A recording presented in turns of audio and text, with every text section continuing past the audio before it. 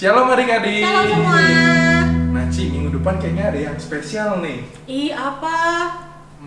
Jadi mulai minggu depan kita bakal ibadah di mana Ci? Di gereja. Di gereja. Ya, kita bakal mulai sekolah minggu onsite lagi. Nah, kita bisa ketemu lagi sama teman-teman kita semua seperti sebelum pandemi. Tapi ingat, protokol tetap dijalankan. Kalian datang menggunakan masker dan mencuci tangan sebelumnya. Oke. Sampai ketemu minggu depan berarti ya semua. Oke. Nah, kita mau mulai ibadah sekolah minggu kita yang online terakhir hari ini. Kita mau nyanyi ku jawab ya ya ya.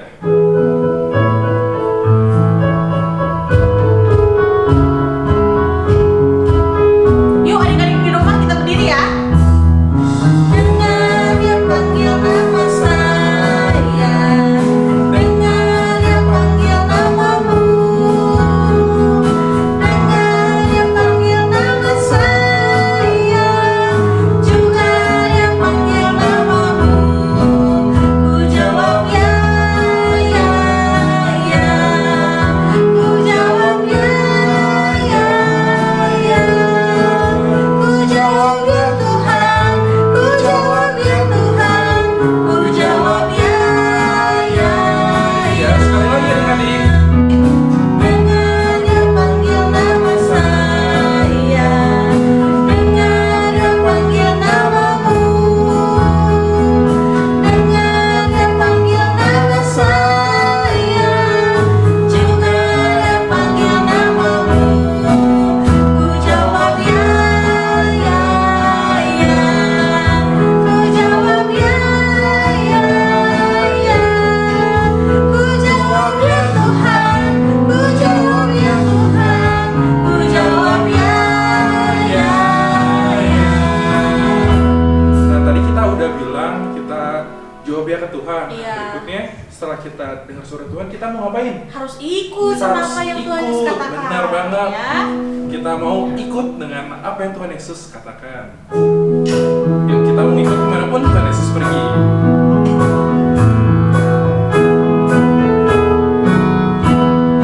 Ku mau berjalan dengan juru selamatku di lembah berbunga dan berair sejuk. Ya kemana juga aku mau mengikutnya sampai aku tiba di negeri bakar. Ikut, ikut, ikut Tuhan Yesus. Ku tetap mendengar dan mengikutnya. Ikut, ikut, ikut Tuhan Yesus.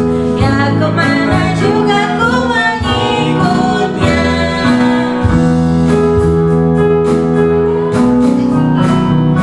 Ku mau berjalan dengan juru selamatku di lembah berbunga dan berair sejuk. Ya kemana juga aku mau mengikutnya sampai aku tiba di negeri. Yuk kita ikut kok, jalan-jalan. Ikut, ikut, ikut Tuhan Yesus. Ku tetap mendengar dan mengikutnya. Ikut, ikut, ikut Tuhan Yesus. Ya kemana juga ku mengikut. Sekali lagi ya, sekali lagi ya. Ikut, ikut, ikut Tuhan Yesus. Ku tetap mendengar dan mengikutnya. Ikut, ikut, ikut Tuhan Yesus. Ya kemana juga ku mengikutnya. Nah, sebelum mendengarkan firman Tuhan, kita mau angkat satu pujian lagi. Kita udah ikut Tuhan Yesus, kita percaya semua yang Tuhan berikan buat kita adalah semua yang baik. Dan kita siapkan hati kita mau angkat pujian ini. Semua baik.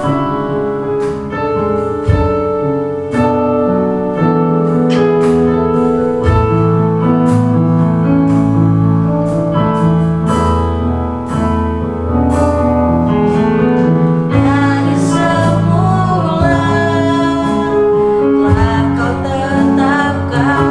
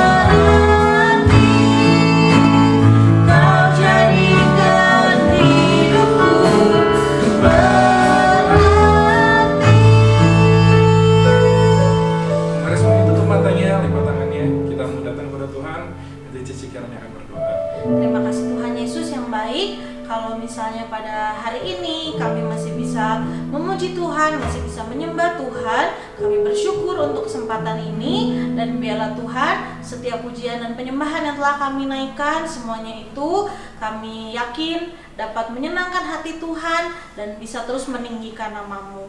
Tuhan, jika sebentar kami akan mendengarkan firman Tuhan, kiranya Tuhan membuka telinga kami, membuka hati kami, agar setiap firman yang ditaburkan dapat menjadi berkat, makanan rohani bagi kami, dan kami mau terus hidup menjadi anak-anak Tuhan yang memuliakan Tuhan, membanggakan Tuhan lewat sikap kami, perbuatan kami, tutur kata kami. Berkati juga guru-guru sekolah minggu yang akan membawakan firman-Mu.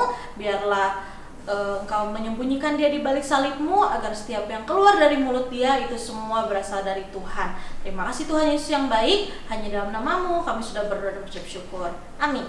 Amin. Selamat mendengarkan. Selamat pagi adik-adik. Nah, sebelum mendengarkan firman Tuhan, bagi adik-adik yang mau memberi persembahan, dapat men-scan barcode di layar ini melalui OVO atau GoPay. Tuhan Yesus memberkati. Dadah.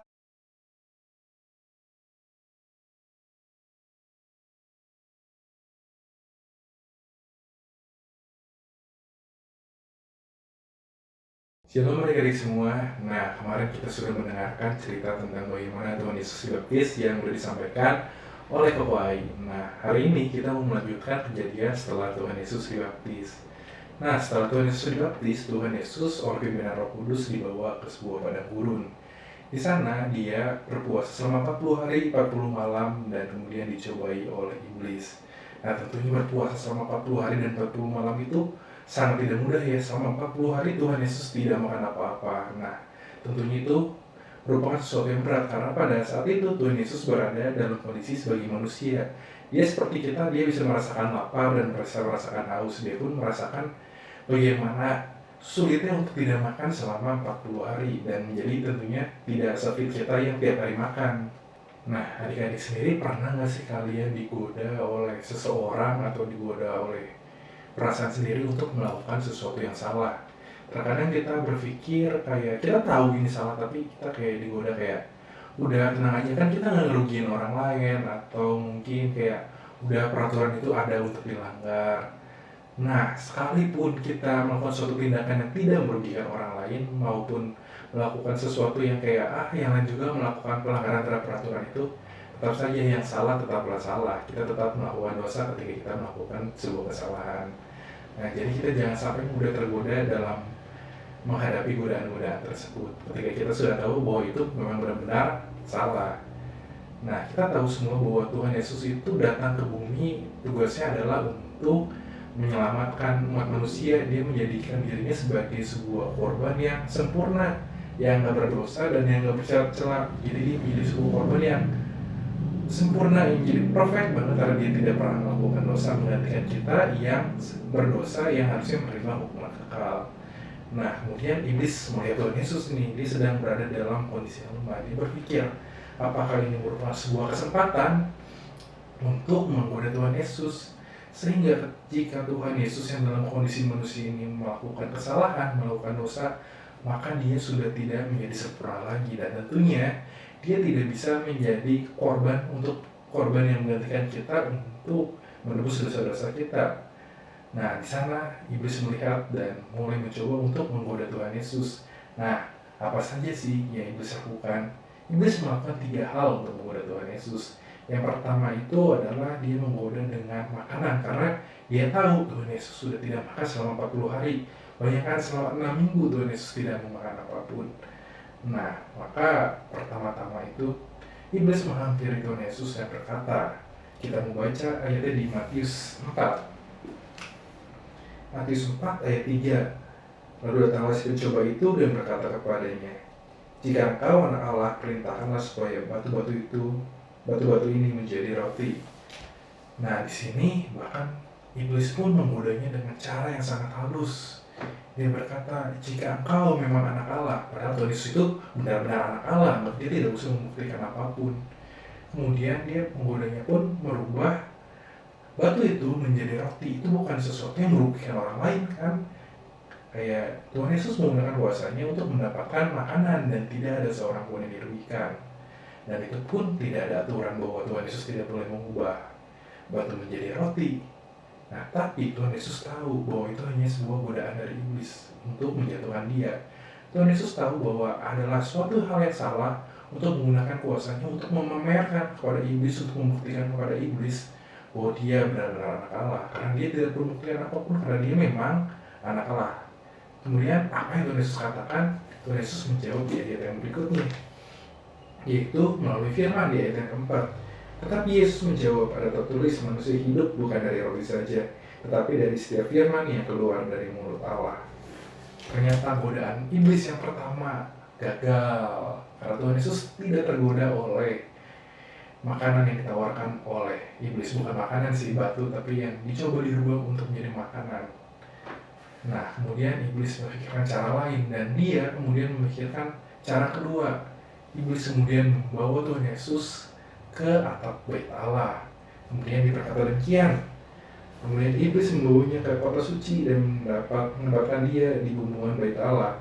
Lalu berkata kepadanya, jika engkau anak Allah, jatuhkanlah dirimu ke bawah, sebab ada tertulis, mengenai engkau, ia akan memerintahkan malaikat-malaikatnya dan mereka akan menatang engkau di atas tangannya, supaya kakimu jangan teratuh pada batu. Nah, bayangkan, bahkan iblis pun menggodanya dengan cara yang luar biasa. Dia tidak hanya menggunakan bujukan-bujukan yang terlihat salah, bujukan-bujukan yang terlihat merugikan. Dia menggunakan bujukannya melalui firman Tuhan, karena dia sendiri tahu tentang hukum-hukum Taurat dan apa yang tertulis di dalamnya. Dia menggunakan firman untuk menyerang Tuhan Yesus. Dia bilang bahwa dia bawa Tuhan Yesus ke atas bait Allah dan bilang, jatuhkan dirimu, karena pasti Allah mengirimkan malaikatnya untuk menolong kamu. Tapi apa yang dipikirkan Tuhan Yesus? Tuhan Yesus tahu bahwa Allah itu tidak boleh dicobai, bahwa kita tidak boleh mencoba-coba dengan Allah. Nah, kita membaca di ayat yang berikutnya, Tuhan Yesus. Yesus berkata kepadanya, ada pula tertulis, janganlah engkau mencobai Tuhan Allahmu. Nah, seperti yang dibilang tadi, kita nggak boleh mencoba-coba dengan Allah, sengaja berbuat salah dan minta Tuhan tolong. Itu merupakan sesuatu yang salah. Karena untuk apa Tuhan Yesus menjatuhkan dirinya di atas bait Allah dan mencobai Tuhan Allah? Apakah benar dikirimkan malaikat untuk menolong dia dalam rupa manusia? Itu bukan sesuatu yang seharusnya dilakukan. Nah, kemudian iblis pun kembali berpikir dan dia kemudian menggunakan cara terakhir untuk menggoda Tuhan Yesus. Nah, kita baca di ayat yang berikutnya. Dan iblis membunyi pula ke atas gunung yang sangat tinggi dan memperlihatkan kepadanya semua kerajaan dunia dan kemudahannya, dan berkata kepadanya, semua ini akan kuberikan kepadamu jika engkau sujud menyembah kepada aku. Mungkin ketika kita mendengar ayat ini kita bingung ya, kenapa iblis menawarkan segala kemudahan dunia? Kenapa di sini iblis menawarkan untuk memberikan segala keindahan, segala kemegahan dunia kepada Tuhan Yesus? Padahal kan Tuhan Allah lah yang menciptakan seluruh dunia dan isinya. Dia memiliki kuasa untuk memerintah semua yang ada di dalamnya. Terus kenapa iblis minta Tuhan Yesus untuk menyembah dia dan akan memberikan segala sesuatunya? Memang benar, Tuhan Yesus pada waktunya akan memerintah dunia untuk selama-lamanya. Dia akan memerintah bersama dengan Allah Bapa di kerajaan yang kekal. Dia akan memerintah segala sesuatunya. Namun, untuk hingga pada saat itu, Tuhan Yesus perlu melalui sebuah proses yang berat. Dia tahu bahwa dia turun ke dunia ini untuk menyelamatkannya dan akan memerintah untuk selama-lamanya. Tapi dia harus menderita dan mati di atas kayu salib. Penderitaan yang dialami itu bakal begitu berat. Dia bakal ditolak oleh orang-orang, dia bakal diludahi, dia bakal dihina, dia bakal dicambuk sampai semua darah dan dagingnya keluar. Dia bakal disalibkan dalam keadaan yang sangat mengenaskan. Nah, itu semua harus Tuhan Yesus jalanin untuk kemudian mendapatkan tahtanya. Nah, di sini iblis menggodanya ketika Tuhan Yesus dalam keadaan yang tidak baik. Ketika dia selesai berpuasa 40 hari, dia menggodanya kayak, aku akan memberikan segalanya ini pada saat ini juga. Kau tidak perlu melalui penyiksaan-penyiksaan yang akan datang. Tapi Tuhan tahu bahwa itu merupakan sesuatu yang salah, bahwa yang disembah itu hanya boleh Tuhan, hanya boleh Allah. Kita baca di ayat yang berikutnya. Dan berkata kepada di ayat 10, maka berkatalah Yesus kepadanya, nyalah iblis, sebab tertulis, Engkau harus menyembah Tuhan Allahmu dan hanya kepada Dia sajalah yang engkau berbakti. Nah, di sini kembali Tuhan Yesus tahu apa yang baik dan apa yang benar. Dia selalu menggunakan firman Tuhan untuk menjawab segala godaan-godaan iblis. Nah, dari cerita ini kita belajar bahwa untuk melawan cobaan dari iblis atau melawan cobaan-cobaan yang kita hadapi dalam kehidupan sehari-hari, firman Tuhan merupakan salah satu senjata yang paling ampuh untuk menghadapi segala cobaan yang kita hadapi. Nah, makanya kita perlu mengetahui apa saja sih yang terdapat dalam firman Tuhan dan apa saja yang dikatakan oleh firman di dalam Alkitab ini, sehingga kita memiliki pengetahuan untuk melawan godaan-godaan yang kita hadapi. Nah, gimana sih cara supaya kita mengetahui apa isi dari firman Tuhan? Tentunya adalah salah satunya seperti kita datang setiap hari untuk berdoa, sehingga Tuhan Yesus dapat mengingatkan apa saja yang pernah kita pelajari dalam Alkitab. Kemudian kita juga datang ke sekolah minggu, sehingga kita mendengarkan firman-firman yang baru setiap minggunya. Dan kemudian juga kita bisa membaca Alkitab di rumah setiap hari, sehingga kita mendapatkan pengetahuan-pengetahuan yang baru mengenai apa saja sih yang disampaikan oleh Tuhan Yesus melalui Alkitab. Dan itu akan menjadi senjata kita untuk melawan godaan yang kita hadapi. Nah, sekian firman Tuhan pada hari ini. Mari kita bersatu di dalam doa. Tuhan, Allah Bapa kami yang berkata di kerajaan surga, Tuhan terima kasih atas pimpinan-Mu sepanjang hari ini, sehingga kami dapat mengikuti ibadah sekolah minggu pada pagi hari ini. Tuhan, biarlah kiranya Engkau yang memberkati kami dari sini sampai seterusnya Bapa, sehingga kami dapat berkumpul bersama-sama pada minggu depan di ibadah sekolah minggu GPP CLC Bandung. Tuhan, biarlah kiranya firman yang sudah disampaikan bisa kami terima di dalam kehidupan kami Bapa, sehingga dapat berpengaruh positif pada kehidupan kami sehari-hari Tuhan. Tuhan, biarlah kiranya Engkau yang mengajarkan kami ya Bapa untuk selalu dekat dengan-Mu, untuk mengerti apa yang Engkau sampaikan dalam firman-firman-Mu, sehingga kami dapat melawan godaan yang kami hadapi dalam kehidupan sehari-hari Bapa. Di dalam nama Tuhan Yesus Kristus kami berdoa dan mengucap syukur. Amin. Nah, sekian firman Tuhan hari ini. Sebelum kita akhiri, kita membaca satu ayat hafalan kita di 1 Korintus 10 ayat 13 yang berbunyi demikian. Allah tidak akan membiarkan kamu dicobai melampaui kekuatanmu. Segitu aja ayat hafalan pada minggu ini. Kita jumpa lagi minggu depan. Sebelumnya ada pengumuman spesial dari kakak-kakak sekolah minggu. Terima kasih buat adik-adik yang sudah menyaksikan ibadah online sekolah minggu selama ini. Nah adik-adik, hari ini adalah hari kita ibadah online terakhir nih adik-adik. Biasa aja dong, jangan sedih-sedih gitu. Mungkin di lain kesempatan kita akan melakukan ibadah online lagi. Nah, adik-adik, kita akan mulai ibadah offline kita atau di gereja tanggal 5 Juni. Ya nih, Koko dan Cici sangat tidak sabar untuk menunggu kedatangan adik-adik. Nah, sekolah minggu akan dimulai pada pukul 10 pagi. Bagi adik-adik diharapkan untuk hadir 10 menit sebelum jam 10. Nah, adik-adik, sekolah minggu kan dimulai pada bulan Juni ya, bulan Juni. Nah, jadi bagi adik-adik yang bisa menunjukkan cinta kasihnya sama Tuhan, ayo kita datang full tuh selama 1 bulan. Khusus di bulan Juni akan ada hadiah surprise kalau adik-adik datang dari awal Juni sampai akhir Juni. Khusus sebulan Juni aja ya. Hadiahnya dari guru-guru sekolah minggu yang ketuanya Koko Yuda. Yeay! Nah, adik-adik juga tetap mematuhi protokol kesehatan ya adik-adik ya, seperti memakai masker, jaga jarak, dan juga memakai hand sanitizer. Sampai ketemu minggu depan adik-adik. Dadah.